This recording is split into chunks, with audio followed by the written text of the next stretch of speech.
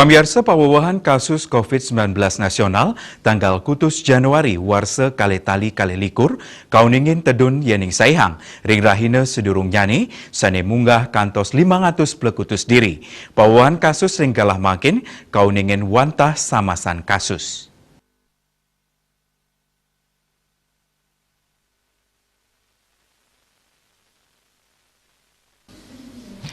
Kantos tanggal kutus Januari war sekali tali kali likur pawawahan pasien kena kauningin mawawah ngelangkungin kasus anyar wilangan pasien kena kantos penyatusan diri indik pasien padam sangkaning COVID-19 akehan saihang ring rahina sadurung nyane inggih punika kantos timang diri anut ring data Kementerian Kesehatan nyinayang panincapan kasus COVID-19 wenten sama pitung dasa sia diri.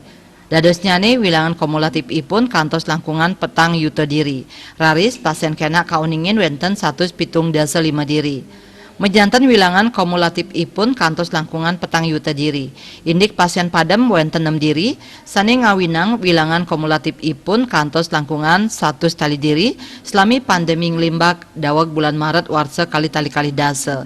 Selanturnyane kewentenan pasien COVID-19 sane kantun kerawat wenten langkungan 5 tali diri utawi 0,1%. Raris suspek kauningin langkungan 5 tali diri. Dia Dewi Bali Pos